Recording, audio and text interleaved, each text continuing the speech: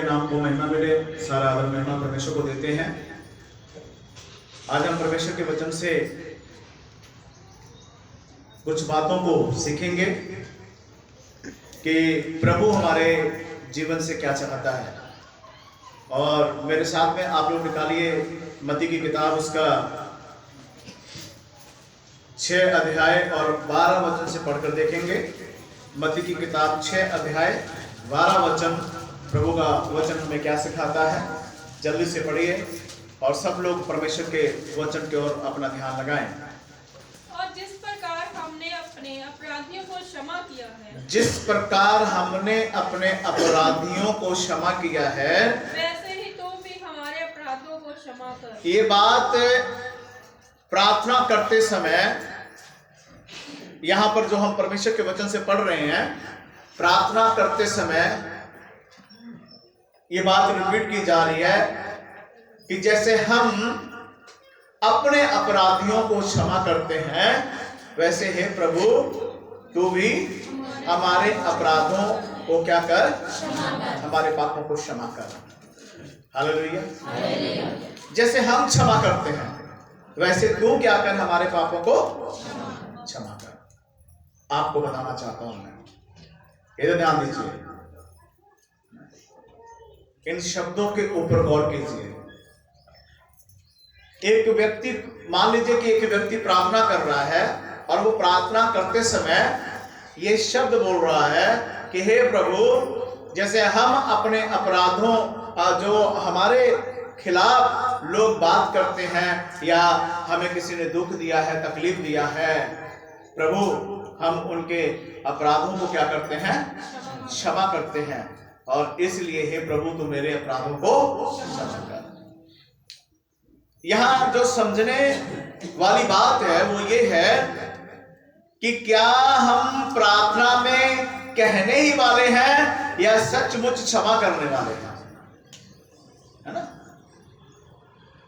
क्योंकि लिखा हुआ है अगर तुम क्षमा करते हो, यदि हम क्षमा करें तो हमारा स्वर्गीय पिता हमें क्या करेगा, क्षमा करेगा। तो अगर हमने किसी के प्रति कुछ गलत कहा है या बोला है, या हम ये चाहते हैं कि प्रभु हमारे पापों को क्षमा करे, प्रभु हमारे गलतियों को क्षमा करे, तो इधर ध्यान दीजिए कैसे होगा ये, है ना। इसका मतलब ये है कि अगर तुम परमेश्वर से माफी चाहते हो तो तुम्हें भी, जो तुम्हें दुख, तकलीफ या परेशानी देने वाले लोग हैं, उन्हें तुम्हें क्षमा करना पड़ेगा। क्षमा करोगे तो तुमको क्षमा मिलेगी, है ना। अगर तुम क्षमा करते हो तो तुम्हें भी क्षमा किया जाएगा। कितनों को समझ आ रहा है। कई बार हम परमेश्वर से कहते हैं कि हे प्रभु तू मुझे माफ कर, हे प्रभु तू मुझे माफ कर। अरे प्रभु कहता है कि मैंने तो तुझे माफ तभी करना है जब तू अपने कसूरवारों को माफ करेगा। तो हम लोग परमेश्वर से तो माफी मांगते होते, प्रभु तू मुझे माफ कर, प्रभु तू मुझे माफ कर, प्रभु तू मुझ पर दया कर, कृपा कर, प्रभु मुझे क्षमा कर। पर प्रभु कहता है तेरी क्षमा तब होगी जब तू, जिन्होंने तुझे कष्ट दिया, जिन्होंने तुझे परेशान किया, जब तू उन्हें क्षमा करेगा तो तेरी क्षमा अपने आप ही हो जाएगी। पर बहुत सारे लोग अपने दिल, अपने मन, अपने दिमाग, अपने हृदय में, अपने विचारों में क्या करते हैं, गुस्सा, क्रोध, नफरत को लेकर चलते हैं, है या नहीं।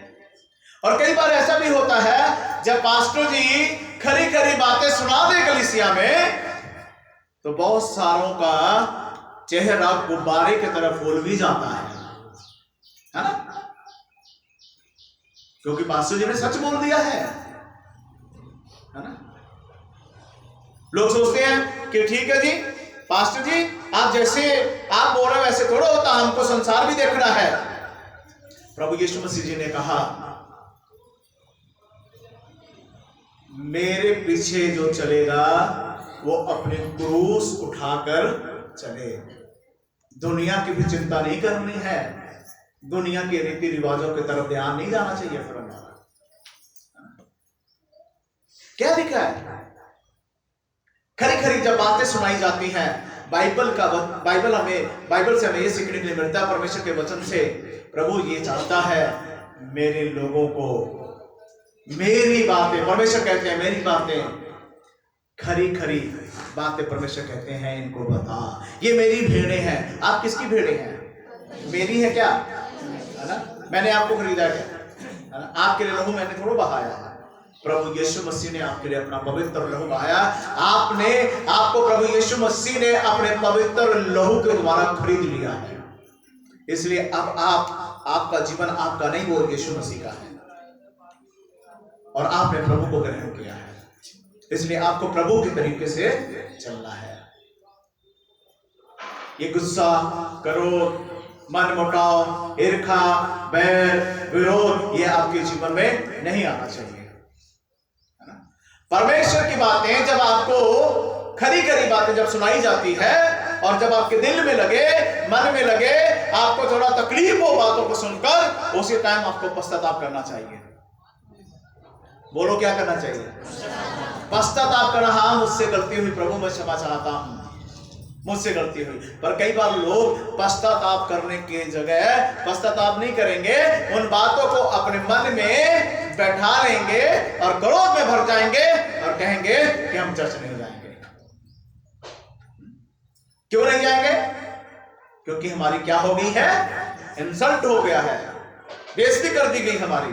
प्रियजनों, ये बेइज्जती नहीं होती है, ये आपके जीवन को आप क्या आस लगाकर बैठे हैं? एक दिन हम स्वर्गीय स्थान में जाएंगे। आपके जीवन को दुरुस्त बनाने के लिए, आपको एक अच्छा व्यक्ति बन जाने के लिए, ताकि आपका जीवन इस तरीके से तैयार हो कि स्वर्गीय स्थान में आप प्रॉपर तैयारी के साथ जा सके और हमारा स्वर्गीय पिता कहे, आ मेरा बेटा, आ मेरी बेटी, तूने धरती पर रहते हुए अच्छे कर्म किए हैं, अब तेरी जगह जो है वो स्वर्गीय स्थान है। होना चाहिए। तो जब आपको लगे कि कड़वे शब्द सुनने पड़ते हैं वचन से, है ना, आपको अपने आप के अंदर बदलाव ले आना चाहिए। अपने आप को बदल लेना चाहिए कि नहीं, मेरे जीवन के लिए ठीक है नहीं है। यदि तुम अपने कसूरवारों को क्षमा करते हो तो प्रभु तुम्हारे कसूर को क्या कर देगा? तुम्हारे अपराधों को परमेश्वर क्षमा कर देगा। चाहे आपके घर की बात हो या बाहर की बात हो, नाराज आपसे चाहे कोई भी हो, लेकिन आप क्षमा करने वाले बने। कई बार हम लोग बहुत सारे आशीषों को रोक लेते हैं। कैसे रोकते हैं? इन्हीं बातों को। इसलिए प्रभु की इन बातों के ऊपर आपको ध्यान देना है, परमेश्वर के इन बातों के ऊपर आपको गौर करना है। हालेलुया। कितनों को समझ आ रहा है? आगे क्या लिखा, पढ़िए जरा, आगे क्या लिखा है? और हमें परीक्षा में ना ला, हाँ, परंतु बुराई से बचा। हम परीक्षा में ना आए, परंतु हम क्या रहे? बुराई से बचे रहे, है ना। जब कुछ हमारे जीवन का जब हम लोग कुछ गलत करते हैं तो हम भी मुश्किल में पड़ जाते हैं। पढ़ेंगे कि नहीं करेंगे? अगर आप कुछ गलत करेंगे तो मुश्किल में आएंगे कि नहीं? परेशानी आएगी कि नहीं आएगी? तो क्या लिखा है? भी हम आपको परेशानी से भी आप बचे रहे और बुराई आपसे दूर रहे। पढ़िए। और हमें परीक्षा में ना ला, परंतु बुराई से बचा। हाँ, क्योंकि राज्य और पराक्रम और महिमा सदा तेरे ही है। आमीन। राज्य, पराक्रम और महिमा सदा किसकी है? प्रभु की है ना, प्रभु की है। इसलिए प्रियजनों, आपको परमेश्वर की बातें सुनकर, परमेश्वर की बातों के अनुसार आपका जीवन हो जाना चाहिए। अगली आयतों को पढ़िए, क्या लिखा है? इसलिए यदि तुम मनुष्य के अपराध क्षमा करोगे, इसलिए अगर तुम किसी भी मनुष्य के अपराध जो तुम्हारे खिलाफ कुछ कर जाए, ठेस पहुंचाने वाले लोग तो बहुत है ना दुनिया में, है या नहीं? बोलो। बहुत सारे लोग ठेस पहुंचाते हैं, दुख पहुंचाते हैं, लेकिन क्या करना है आपको? क्षमा करना है। आप ये समझ लीजिए कि उनका काम है, अगर वो नहीं सुधरते तो उनका काम है ठेस पहुंचाना, और आपका काम है माफ करना, क्योंकि वो ठेस पहुंचा पहुंचा कर अपना जीवन नरक के तरफ लेके जाने वाला बना रहे हैं, और आप उनको माफ कर करके अपना जीवन स्वर्गीय स्थान के तरफ लेके जा रहे हैं। ठीक है, उन्होंने अपना जीवन चुना हुआ है क्या करने के लिए? ठेस पहुंचाने, मतलब वो नरक में जाने के लिए तैयारी कर रहा है वो व्यक्ति। और बहुत सारे लोग समझाने से समझते नहीं हैं, पर तुम माफ कर करके प्रभु की इच्छा को पूरी करते हो और अपना जीवन स्वर्गीय स्थान की ओर लेकर जाते हो। पढ़िए क्या लिखा है। तो तुम्हारा स्वर्गीय पिता भी तुम्हें क्षमा करेगा। यदि तुम मनुष्य के अपराध को क्षमा करते हो तो स्वर्गीय पिता तुम्हारे अपराध को क्या करेंगे? क्षमा करेंगे। आप लोग आज प्रभु भोज भी है ना, अगर हम बिना माफ किए प्रभु भोज लेते हैं तो आप कसूरवार नहीं है? बोलो, कसूरवार है या नहीं है? बहुत सी बातों के बारे में आप गलत हो जाते हो फिर, है ना? प्रभु भोज लेने का मतलब हम परमेश्वर का देन ले रहे हैं, प्रभु का लहू ले रहे हैं। प्रियजनों, पर हमें तो बहुत पवित्रताई के साथ करना है ये सब। और अगर आप अपने दिलों में, अपने मनों में ऐसी बातें रखते हैं तो फिर आप गलत हो जाते हैं। और आप गलत होकर अगर इन चीजों को लेते हैं, जैसे कि प्रभु भोज में शामिल होते हैं, तो फिर आप अपराधी ठहरते हैं। बाइबल में लिखा है कोई अनुचित रीति से प्रभु भोज में शामिल ना हो। तो कितना जरूरी है, कितना जरूरी है कि आप मनुष्य के अपराध को माफ करें। कई लोग कहते हैं कि हम कितनी बार माफ करें? जब तक आपका जीवन है ना, तब तक आप माफ ही करते रहें। मैं तो यही कहूंगा। हालेलुया। इतना कष्ट उठाते हुए जब प्रभु यीशु मसीह क्रूस के ऊपर चढ़ाए जाने वाले थे, और तब जब प्रभु यीशु मसीह को क्रूस के ऊपर चढ़ाया गया, है ना, जब यीशु मसीह को क्रूस के ऊपर चढ़ाए जाने वाले थे, उससे पहले ही प्रभु बहुत सारी बातों का सामना करते रहे। और जब प्रभु यीशु मसीह क्रूस के ऊपर चढ़ाए गए, तब भी प्रभु यीशु मसीह ने क्या किया? क्रूस के ऊपर चढ़ते हुए भी, चढ़े थे तब भी उन्होंने लोगों को क्या कर दिया? क्षमा कर दिया। हालांकि उनके कितना जख्म था शरीर पर, हाथों पैरों से खून निकल रहा था, फिर भी प्रभु यीशु मसीह ने कहा कि हे पिता, ये नहीं जानते कि ये क्या कर रहे हैं, इन्हें क्या कर। फिलिप्पियों की किताब 2 के फिलिप्पियों की किताब में क्या लिखा है?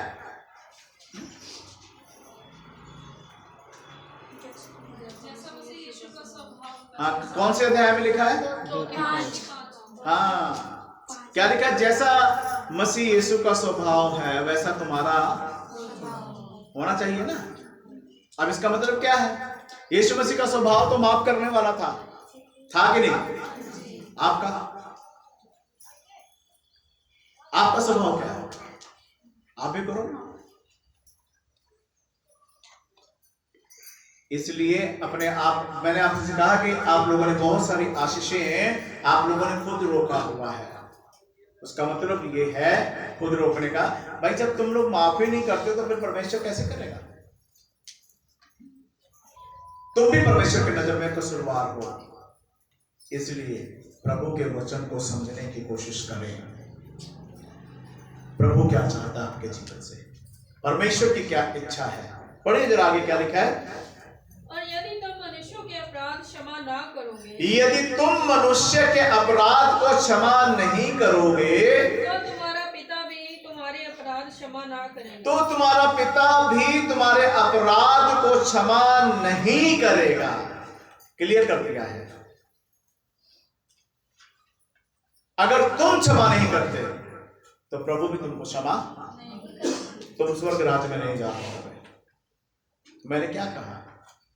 जिसका ठेस पहुंचाने का काम है उसको ठेस पहुंचाने का। वो आपके समझाए नहीं समझता है, कोई बात नहीं, उसका अपना काम करने दो, आप अपना काम करो।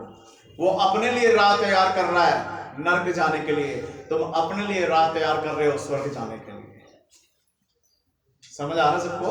है ना? तो करने दो उनको, वो जो करते हैं उन्हें करने दो, लेकिन आपका काम क्या है? यीशु मसीह के जैसा स्वभाव बनाना और यीशु मसीह के जैसा जीवन जीना। तब जाकर परमेश्वर हमारे जीवन से प्रसन्न होता है और हमारे लिए संसार में भी, यहां पर भी आशीष और वहां पर बेशुमार आशीष। वहां पर कोई लिमिट नहीं है मसीह लोगों के पास। बहुत परमेश्वर आशीषों के ऊपर आशीष देता रहता हमारा परमेश्वर, और हमेशा हम हरे भरे और आशीषों से भरे रहेंगे। हालेलुया। पढ़िए आगे क्या लिखा है? हालेलुया। इसलिए परमेश्वर की बातों को समझें कि परमेश्वर क्या हमारे जीवन से चाहता है, क्योंकि यहां लिखा है साफ शब्दों में, अगर तुम मनुष्य के अपराध को क्षमा करते हो तो प्रभु तुम्हें क्या करेगा? क्षमा करेगा। कितने लोग अपने मन के अंदर गुस्सा लेके चलते हैं? कितने हैं जो मन के अंदर कड़वाहट को लेकर प्रभु का नाम भी लेते हैं, प्रभु प्रभु भी करते हैं, धन्यवाद भी करते हैं, तारीफ भी करते हैं, दुआ भी करते हैं, प्रार्थना भी करते हैं, सब कुछ कर रहे हैं, लेकिन दिलों के अंदर नफरत, गुस्सा, क्रोध लेकर चलते हैं। कितने ऐसे बैठे हैं?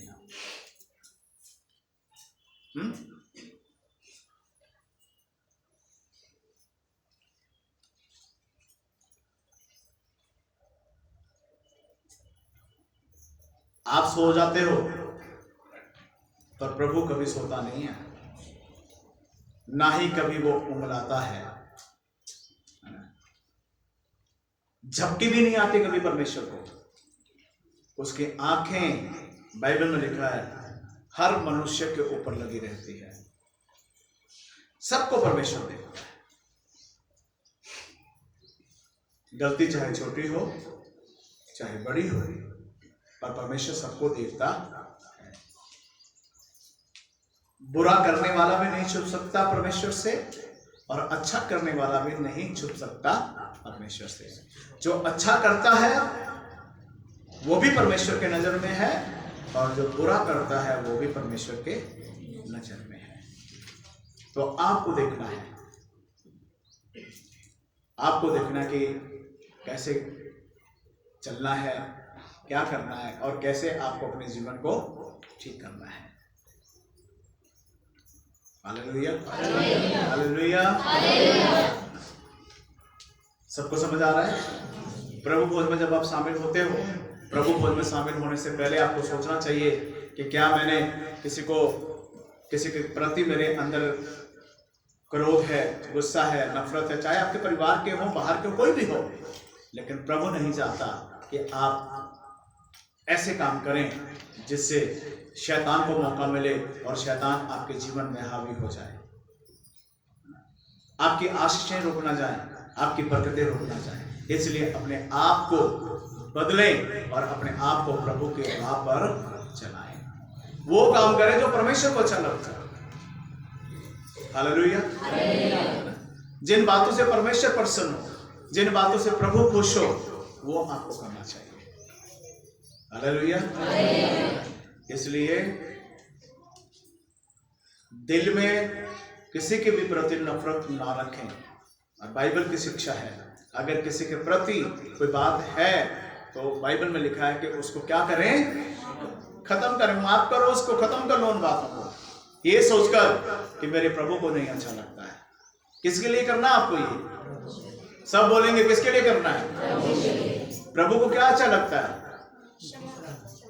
पवित्र दिल परमेश्वर को अच्छा लगता है, पवित्र मन परमेश्वर को अच्छा लगता है। अच्छी सोच जब हम रखते हैं परमेश्वर के वचन के मुताबिक, वो प्रभु को अच्छा लगता है। तो अपना आपको क्या अच्छा लगता है वो नहीं देखना है, आपको ये देखना है कि प्रभु को क्या अच्छा लगता है। तो जो ये देखते हैं कि प्रभु को माफ करना अच्छा लगता है, और जो सचमुच में प्रभु के बेटे बेटियां हैं वो प्रभु की तरफ देखते हैं और वो फिर माफ करते हैं। वो कहते हैं ठीक है, हाँ प्रभु मैं इस भाई को, इस बहन को माफ करता हूं, है ना। और माफ करने के बाद ये नहीं है कि वो गुब्बारे की तरह मुंह फुलाकर घूमते रहते हैं ना। ये होता ना कि भाई हाँ माफ तो कर दिया लेकिन हमने इसको कभी बुलाना नहीं है, ऐसे भी होता है ना। परिवार में ज्यादा होता है ये सब बातें, ऐसा नहीं होना चाहिए। मैंने आपको क्या कहा, वो उसका कर्म है, वो कर रहा है, उसे करने दें। आप कहेंगे, समझाएंगे, वो उल्टा जवाब देगा। और क्या लिखा है मत्ती की किताब में, आप लोगों ने पढ़ा है ना,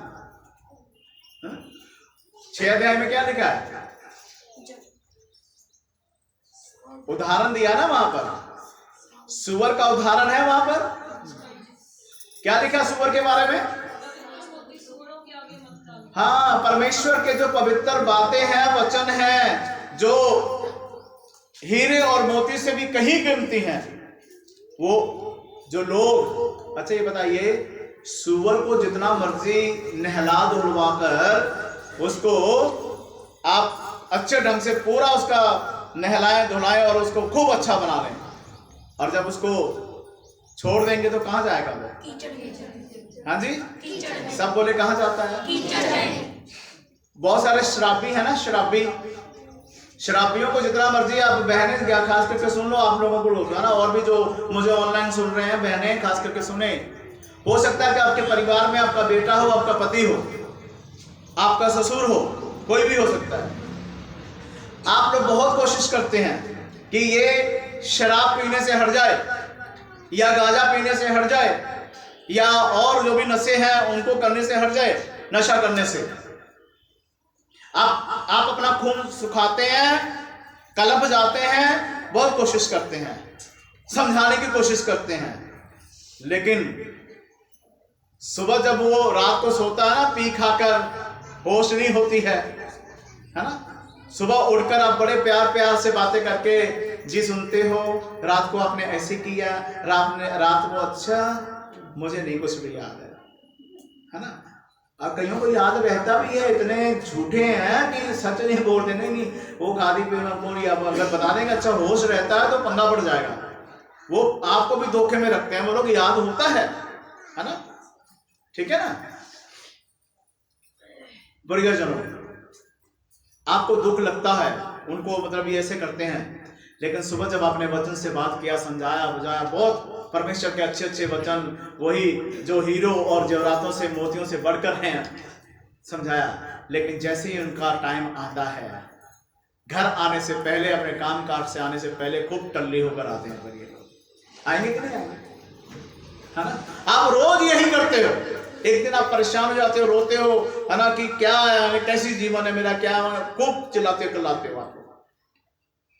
आपने जो करना था आपने किया। आपका काम है प्रार्थना करना, आपका काम है शांति से रहना, आप जो कर सकते थे कर रहे हो ना उसके लिए, लेकिन वो नहीं अपने आप को बदल रहा है। तो क्या है इसका मतलब? सुबह से नहा धोकर बढ़िया, ठीक है, अच्छा आपने उसको वचन से बताया, सिखाया गया, लेकिन वही सुअर वाला काम किया ना, है कि नहीं? फिर वहीं गया गंदगी में, ठेके के सामने उठाई बोतल, है ना, ले आया, मित्रों के साथ, दोस्तों के साथ बैठकर पी खाकर हजम करके लड़खड़ाता हुआ। कई लोग तो नालियों में गिरे होते हैं। शुक्र मनाते हैं उन लोगों के लिए जो बेचारे अच्छे होते हैं, नालियों से उठाकर कहीं उसको साइड में कर लड़खड़ाते हुए। कई लोगों को मैंने देखा कपड़े खराब करके आएंगे घर में। कईयों को इतना नहीं होश होता कि वो अपने कपड़े में पेशाब तक कर देते, गीले होकर आएंगे, घर के लोगों को मुसीबत में डालेंगे। होता है। आपको क्या कहना चाहता हूं मैं, ऐसे लोग, आपका काम है दुआ करना, सिर्फ दुआ करें, उनको वचन से भी बात मत करें। आपने जितना समझाना था उनको समझाया पहले, लेकिन नहीं समझाना था। सिर्फ प्रार्थना करें कि प्रभु मैं ये चाहती हूं कि इसका जीवन बदले, और एक दिन आएगा परमेश्वर करेगा भी, लेकिन उनकी आदत क्या है?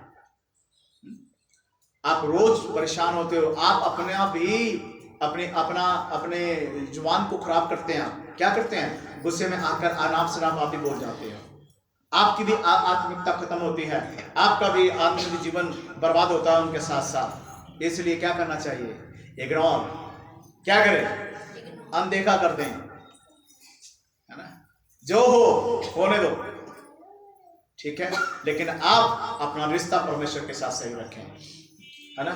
आप रोज क्या कर रहे हैं, बहने क्या करना है, रोज जिनके साथ ऐसा होता है क्या करना है, क्षमा करो, उनको माफ करो। आपने अगर ये करना शुरू कर दिया तो मैं आपको सच कहता हूं, बहुत ही जल्द परमेश्वर उसको सीधा कर देगा। कई बार हम तो, वो भी ऐसा कर रहा है, वो तो पी खाकर ऐसे करते हैं, हम बिना पिए खाए भी क्या करते हैं, वो 2 बोलेगा हम 10 सुनाएंगे, वो 10 सुनाएगा हम 20 सुनाएंगे, उल्टा पुल्टा शब्द खूब बोलते हैं, और फिर प्रार्थना भी आपका करने का कोई फायदा नहीं होता है। इसलिए ये सब हटाओ अपने दिल में। आपके बोलने से क्या उसका नशा उतर जाएगा, आपके बोलने से क्या वो ठीक हो गया, है ना, आपके बोलने से कोई फर्क नहीं पड़ता उसको। इसलिए अपनी जीभ को क्या करें, कंट्रोल में ले आए, मत बोले उससे कुछ। कितनों को समझ आ रहा है मैं क्या बोल रहा हूं, समझ आ रहा है ना सबको। सो इसलिए आप अपने आप को ना खराब करें, वो जो कर रहा है उसके करने दें, उसका काम है ना, गंदगी में रहना, लेकिन आपका काम है एक अच्छे मनुष्य के समान प्रभु की महिमा करना। हालेलुया, प्रभु की महिमा में लगे रहे।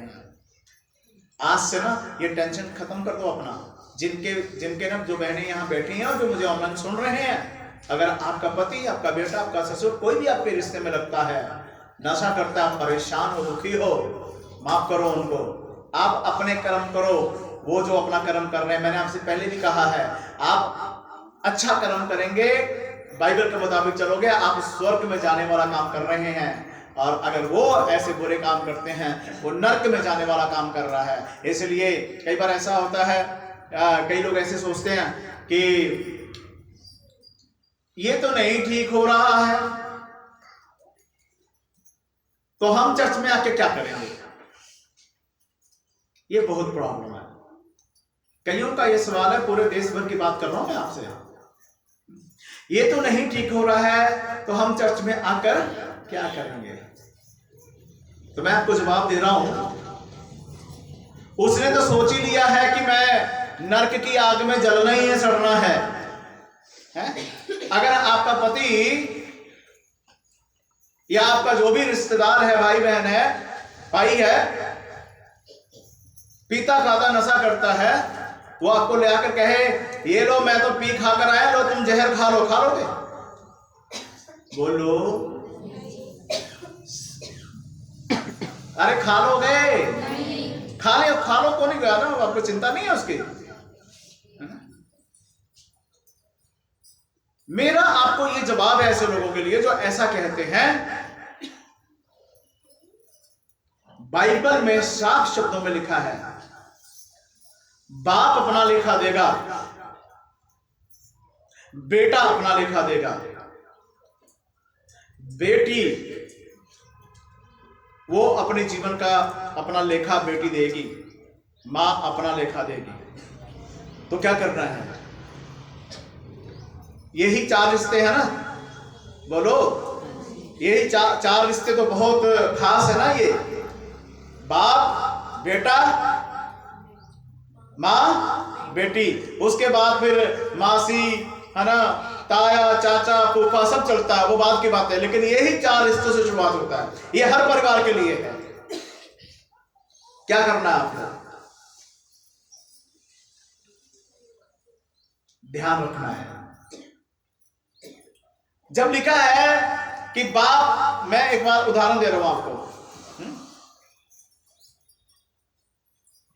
इधर पत्नी बैठी हुई है ना, हम दोनों सेवा कर रहे हैं, लेकिन परमेश्वर क्या करेगा? इसका लेखा इससे लेगा परमेश्वर। जो ये कर रही है, प्रार्थना, वचन, प्रचार, आपके लिए जो भी कर रही है, इससे परमेश्वर इसका उसका बदला देगा परमेश्वर। लेकिन इनके जीवन के कर्म का हिसाब परमेश्वर इन्हीं से लेगा। ठीक है, मैं जो कर रहा हूं, मेरे जीवन का जो कर्म है उसका हिसाब परमेश्वर मुझसे लेगा। परमेश्वर ये नहीं कहेगा तू मेरा सेवक है, नहीं, परमेश्वर हर एक को एक समान देखता है। तो इनका लेखा इनके साथ, मेरा लेखा मेरे साथ। लेखा समझते हैं ना सब लोग, है ना? और बेटी है, उसका लेखा उसके साथ, बेटा है, उसका लेखा उसके साथ। तो ये बताओ, अगर आपका पति या आपका बेटा अपनी मनमानी करता है, पाप कर रहा है, गुनाह कर रहा है, या आपको दुख पहुंचाता है, तकलीफ पहुंचाता है, तकलीफ चाहे किसी भी प्रकार की हो, चाहे वो नशे की वजह से हो, आवारागर्दी करने की वजह से हो, या किसी भी फालतू काम के वजह से हो, आप दुखी क्यों हो रहे हैं? जब साफ साफ लिखा है कि उसका लेखा परमेश्वर उससे लेगा। तो आप तो अपने आप को इस तरीके से तैयार करें कि कम से कम उनके पीछे जिन, अगर आपके बच्चे आपको तंग करते हैं, आपने पाल पोस कर उनको इतना बड़ा किया, उनके हर एक जरूरत का ख्याल किया, आज वही बच्चे आपको पूछते नहीं हैं, आपको ठेस पहुंचा रहे हैं, गाली दे रहे हैं, नफरत कर रहे हैं, मार रहे हैं, झगड़ रहे हैं, कुछ भी कर रहे हैं, उनका लेखा उनके साथ है, आपका लेखा आपके साथ है। फिर हमें प्रभु को छोड़ने की जरूरत नहीं है ना? वो नहीं सुधरता ना सुधरे, लेकिन आपके बारे में प्रभु जानता है। एक दिन परमेश्वर आपको कहेगा, भरी सभा में कहेगा, और वहां पर पूरे संसार के लोग होंगे। ये बात जान लेना, पूरे संसार के लोग वहां होंगे। एक तरफ प्रभु के लोगों की लाइन होगी और एक तरफ उन लोगों की लाइन होगी जिन्होंने गुनाह और पाप में अपने जीवन को व्यतीत किया। एक तरफ उनकी लाइन होगी और सभी लोग, दुनिया भर के लोग वहां मौजूद होंगे, और उन्हीं के सामने कहेगा आपको परमेश्वर, मेरी बेटी, तूने जीवन में बड़ा संघर्ष किया, आ तेरे लिए ये स्वर्गीय स्थान है, ये हीरे के दरवाजे से गुजरकर अपने उस घर में चली जा जिसको मैंने तेरे लिए तैयार किया है। अच्छा नहीं होगा? अच्छा लगेगा कि नहीं? यहां हम सोना चांदी रुपया पैसे की कमी के कारण हम लोग देखते रहते हैं। परमेश्वर कहता है, मैं तेरे कदम को सोने की सड़कों पे चलाऊंगा, तू अपना पैर सोने के सड़क पे रख कर फिर जाएगी। तेरा जो घर होगा वो उस घर में हीरे का दरवाजा होगा, और वो हीरे का दरवाजा तेरे लिए है। बहुमूल्य पत्थरों के द्वारा मैंने तेरे घर को सजाया है, वो सब कुछ तेरे लिए है। आपके सिर के ऊपर परमेश्वर जयवंत होने का ताज रखेगा और आपको ले जाएगा। अच्छा नहीं है? क्यों आप लोग अपने पति के कारण अपने जीवन को खराब कर रहे हो? अपने बच्चों के कारण अपने जीवन को खराब कर रहे हो? कईयों का सोच होता भी नहीं, हमने नहीं, हमको प्रभु ने दिया नहीं, मेरा तो लड़का ठीक नहीं हो रहा, मेरा पति ठीक नहीं हो रहा है, मेरा ताया ठीक नहीं हुआ, मेरा ये। अरे भाई, वो नहीं ठीक होना चाहते। बाइबल में साफ शब्दों में लिखा है, क्या लिखा है? जिसने प्रभु यीशु मसीह पर विश्वास किया और यह माना कि यीशु मसीह मुक्तिदाता परमेश्वर है, उद्धार उसी का होगा। लिखा कि नहीं लिखा? तो वो नहीं चाहता ना। आपने जान लिया, आपने चाहा, प्रभु ने आपको शांति दी, आपके ऊपर कृपा किया, लेकिन आपके परिवार में ऐसे लोग हैं जो इस बात को मानने के लिए, उस राह पर चलने के लिए तैयार नहीं। तो प्रभु कैसे उनको ठीक करते? सोचो बहने, आपके परिवार में चाहे आपका बेटा है, आपका पति है, ससुर है, या कोई भी रिश्ता है किसी के भी साथ, जो ऐसे लोग हैं, उनके कारण अपना जीवन मत खराब करें। प्रभु में हो, आप प्रभु के साथ बने हुए हो तो प्रभु के साथ बने रहें। ये सोचकर अरे ये नरक में जाने वाले काम करें कि इनके साथ हम नरक में क्यों जाएं। अगर इतनी ही कदर हो आपकी, सुनिए, अगर आपकी इतनी ही कदर हो तो आपके लिए वो लोग अपने आप को बदल सकते हैं कि नहीं? बोलो, बदल सकते हैं ना? कदर नहीं है तभी तो बदलना नहीं चाहते ना। तो बेकदरों के लिए तुम क्यों आंसू बहाते हो? उन लोगों के लिए तुम क्यों परेशान होते हो? आपको प्रभु में अपने आप को सही रखना है। प्रार्थना करते रहें और इस विश्वास से कि प्रभु तू अपने इच्छा के अनुसार एक दिन इसको जरूर बदलेगा, लेकिन रोज रोज की चिकचिकीबाजी खत्म कर लें। उससे क्या होता है, आप बोलते हो, कुछ ना कुछ कहोगे, आपके बोलने के कारण, आपके कहने के कारण आपका आत्मिक जीवन, आपका प्रार्थना वाला जीवन खराब हो जाता है। होता या नहीं होता? हाँ जी, होता है ना। फिर क्यों बोलना है? इसलिए प्रभु का भय माने, प्रभु के भय में रहें, प्रभु के डर में रहें और प्रभु के वचन के अनुसार अपने जीवन को व्यतीत करें। माफ करना है, हमें क्या करना है? माफ करना है। जितने लोग आपको कष्ट देते हैं, जितने लोग आपको तकलीफ देते हैं, उनको क्या करना है? माफ करना है।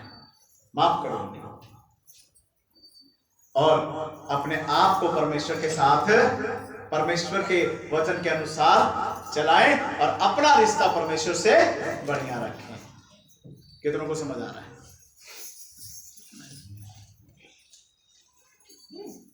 अगर ऐसा आप करते हो तो प्रभु आपसे प्रसन्न होगा। अगर ऐसा आप चलते हो तो प्रभु आपके जीवन के द्वारा, है ना, परमेश्वर आपको उस स्थान पर बैठाएगा जिसके बारे में आप लोगों ने कल्पना भी नहीं किया होगा।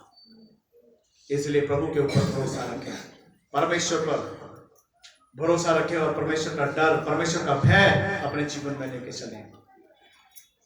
कोई भी हो, कभी भी किसी के कारण परमेश्वर से अपना रिश्ता खराब नहीं करना है। समझ रहे हैं आप लोग? किसी के भी कारण परमेश्वर के साथ अपना रिश्ता नहीं खराब करना। प्रभु आप सभी को बहुत आशीष दे, बरकत दे। इन वचनों को समझें और इन वचनों के द्वारा अपने जीवन को व्यतीत करें। आइए अपनी आंखों को बंद करें और प्रभु का धन्यवाद करें। सब लोग अपनी आंखों को बंद करें और प्रभु का धन्यवाद करें। प्रभु यीशु, हम आपका धन्यवाद करते हैं। प्रभु हम आपका धन्यवाद करते हैं। हमने सुना प्रभु कि अगर हम अपने कसूरवारों को क्षमा करेंगे तो प्रभु तू हमारे कसूरों को क्षमा करेगा, हमें माफ करेगा। प्रभु तू हम पर दया कर, प्रभु तू हम पर दया कर। यीशु प्रभु हम पर दया कर। प्रभु आपका धन्यवाद, आपका धन्यवाद, आपका धन्यवाद हो प्रभु। पवित्र पवित्र पवित्र पवित्र पवित्र पवित्र सेनाओं के यहोवा परमेश्वर आपका धन्यवाद। क्षमा करने वाले प्रभु आपका धन्यवाद। क्षमा करें प्रभु, आपके बेटे बेटियां हैं प्रभु, इनकी गलतियों से इन्हें क्षमा करें, इनके पापों से इन्हें क्षमा करें। आपकी दया हो, आपकी कृपा हो, आपका अनुग्रह हो। ओ सारा आदर, महिमा, जलाल यीशु आपको मिले और आपका नाम ऊंचा हो प्रभु। हर भाई बहन के ऊपर आपकी कृपा हो, हर भाई बहन के ऊपर आपकी कृपा हो, आपकी दया हो। इनके जीवन में एक बड़ा बदलाव आए प्रभु। ओ प्रभु ये क्षमा करें प्रभु, और प्रभु अपना जीवन स्वर्गीय स्थान में जाने के लिए तैयार करें प्रभु जी। प्रभु इनके ऊपर अनुग्रह करें। जो लोग मुझे ऑनलाइन देख रहे हैं, सुन रहे हैं, उनके भी घर परिवारों में प्रभु एक बड़ा बदलाव आ जाए प्रभु। और यीशु मसीह के नाम से प्रभु जी वो उनका जीवन प्रभु आपके नाम से बदले और वो आपके नाम को महिमा दे प्रभु। अनुग्रह करें, आशीष दें। आपकी दया हो, आपकी कृपा हो, आपकी दया, आपकी कृपा हर एक के ऊपर बनी रहे प्रभु यीशु मसीह के नाम से। आमीन।